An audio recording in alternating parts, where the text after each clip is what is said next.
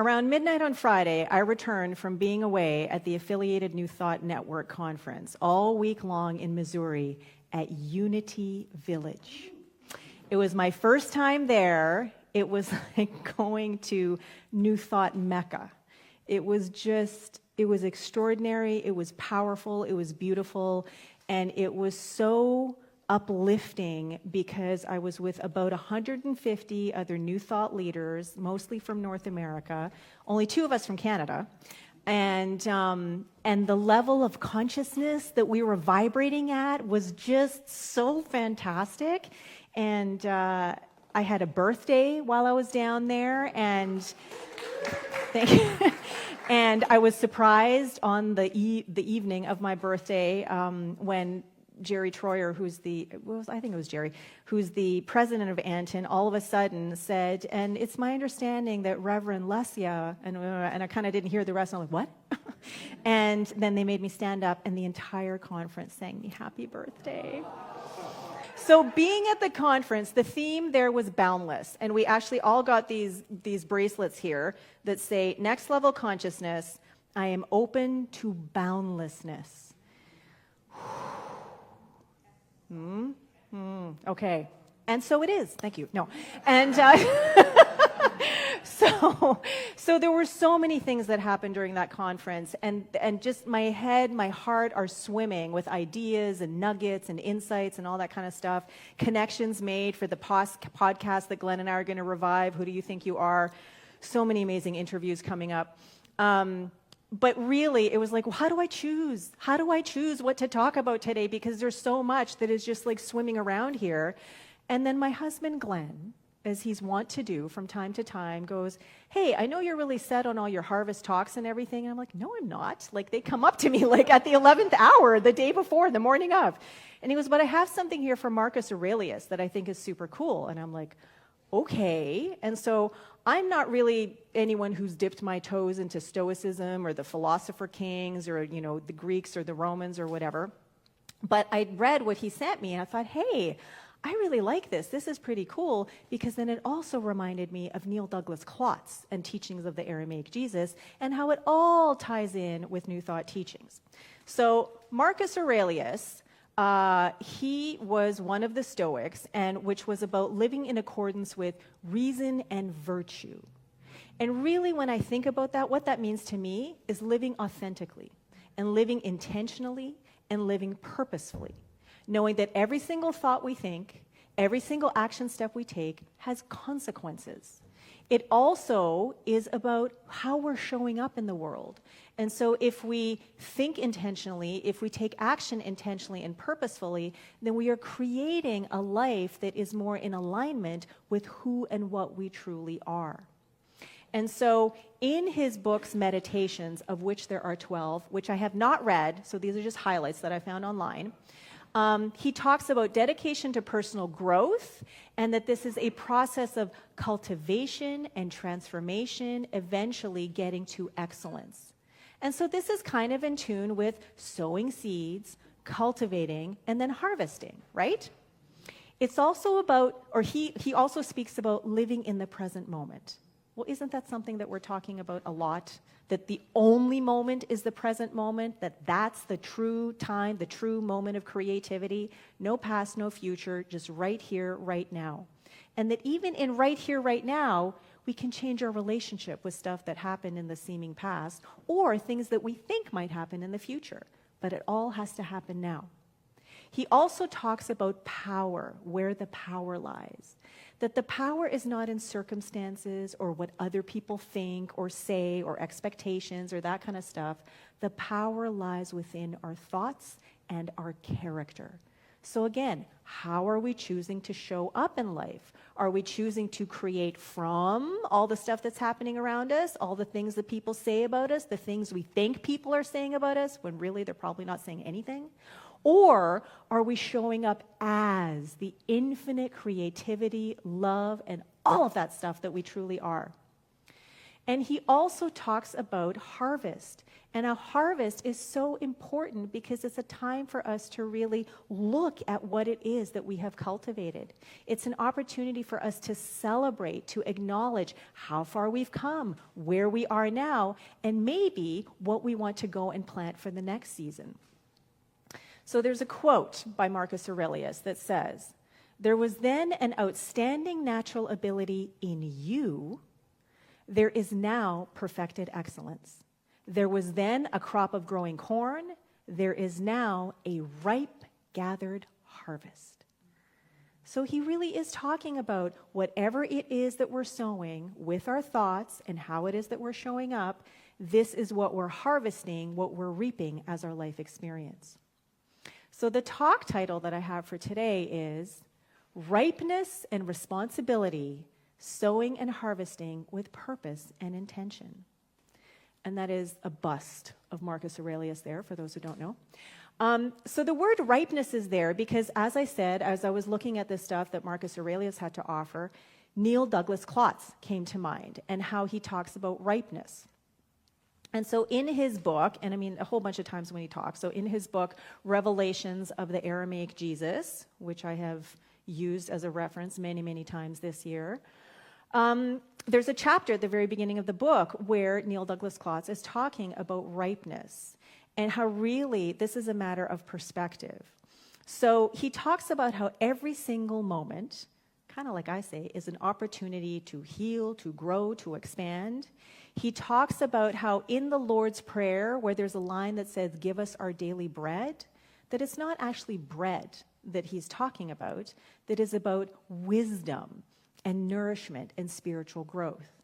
And so when they say, "Give us our daily bread," it's not like we're going to look to someone external to hand us a loaf of bread, or we're going to someone external to really sort of teach us and nourish us to make us wise.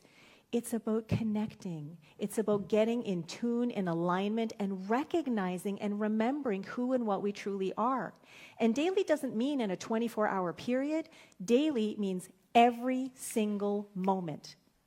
Because back in those times when Jesus, or Yeshua, as Neil Douglas-Klotz likes to call him, back when he was around, time was not seen, time was not observed the way we do it now. It was all about the cycles of life. It was about where's the sun in the sky? Is the moon in the sky? What season is it? And so a day, could really just be made up of 2 hours, dark and light, sun and moon, and the year just like 4 days, winter, summer, spring, fall kind of thing. And so he writes that our contemporary human sense of time is relatively new, the product of humanity evolving a consciousness that allows us to feel increasingly more separate, more separate. Hold on. He's talking about how we have separated ourselves more and more and more from life and from who we are by creating these smaller and smaller and smaller increments of time. And so what he wants us to do is he wants us to recognize that that's what's happening and to realize that we don't have to be dependent on clocks and calendars and things like that, that every moment is a brand spanking new moment for us to grow, for us to ripen, for us to harvest what it is that we are sowing. So here's what he writes. Our contemporary human sense of time is relatively new, the product of humanity evolving a consciousness that allows us to feel increasingly more separate from nature and our origins. Humanity formerly experienced time as waves, cycles of the sun, moon, and seasons. Now we tend to experience time as disconnected particles, hours, minutes, seconds, milliseconds, and so on and so forth. And so in Neil Douglas-Klotz's interpretations of the teachings of Jesus, or Yeshua, he's saying that what we really, really want to do is we really want to focus on the present moment. So just like Marcus Aurelius was saying, focus on the present moment because right here, right now is the only true moment of creativity. This is when we're sowing. Not necessarily the seeds of our thoughts or the seeds of our garden that we planted, that we sowed like 2 months ago kind of thing, but right here, right now. What is it that we're sowing in this moment? And how are we cultivating what we're sowing? Are we cultivating it with, maybe it'll happen, maybe it won't, or not even conscious of it? Are we cultivating with expectancy, with faith, with the knowingness that I am God? I am the infinite expanse of universe in action. I am the infinite potentiality of the quantum field expressing. Every single moment we're at choice, and every single moment we're choosing. So it's up to us to be really, really intentional with those choices. And so Neil Douglas-Klotz also says, ripeness exists in this moment. Past and future don't exist when we experience the present. And so what's also important to sort of realize about this ripeness is that what is ripe, right here, right now, may not be ripe in a different context. And so it's an ongoing journey. It's an ongoing process. Marcus Aurelius talks about this sort of, excellence that happens, but it still continues because even when we reach a certain point, there's always so much more to lean into, always so much more to be expanded by. And so it never, ever, ever stops. The whole point is to become more and more and more aware of what it is that we're sowing, more and more aware of how it is that we are cultivating and what it is that we are harvesting. Neil Douglas-Klotz also says, by reminding us of a path of ripeness being in the now at the uniquely right time and place, Yeshua, Jesus, affirms that we can live a good life even amidst the inevitable challenges and difficulties. So what he's saying here is what we talk about in New Thought, that it comes down to personal responsibility. It comes down to asking ourselves, what is it that we are choosing to expand with what we are focusing on? Because whatever we focus on does expand. So if we feel like, we're having a rough day and like, oh my God, look at the lineup at the bank and the traffic and now the weather and whatever, if that's the view that we're sort of coming with, if that's the perspective that we are anchored in, well, what's going to happen? We're going to keep finding more and more evidence to support that perspective, to support that hypothesis that we have that life sucks right now. But every single moment, even in the middle of life sucks right now, is an opportunity to remember, and yet I'm bigger than that. And yet I have tools in my tool belt. And yet the thing that I am, that essence, that love, that infinitude, that power, that presence, that profundity, that incredible, amazing, divine, energetic flow that is always in and at play, that's who and what I am. And as I choose to show up as that, as I choose to see through the lens of that, then even though all of that other stuff is happening, I'm not bothered by it as much. I'm not so quick to judge. I'm not so quick to snap at people. I'm not so quick to vent. I'm not so quick to spiral down the rabbit hole of negativity. And then what happens? Oh, well, you know what? If I'm bigger than this, if I'm creative, if I'm, all this incredible, amazing awesomeness, then all of a sudden I start to see evidence for that. And then the day changes. Even though the circumstances may not change, the day changes because my experience, my perception of it changes. We're the ones. We're always choosing. No one is creating our life experience for us. We are always choosing. So my question to you is, what and how are you sowing and harvesting? Really, really consider. Look at your life, the way that you're living it, this moment, right here, right now. Is it everything that you want it to be? Are you everything that you want it to be? Are you showing up as the boundless, infinite potentiality of the universe that you truly are? If not, and you're okay with that, that's okay. But if you're not, and there's something niggling at you, if there is some way that you're holding back, if there's something in you you're not even sure of that is kind of holding you back and saying, maybe not, it's worth investigating because there's always more. Which is our theme for the year, right? There is always more in 2024.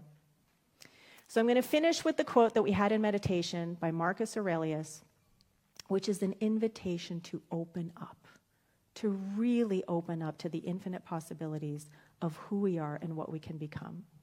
To really, really consider, ripeness and responsibility.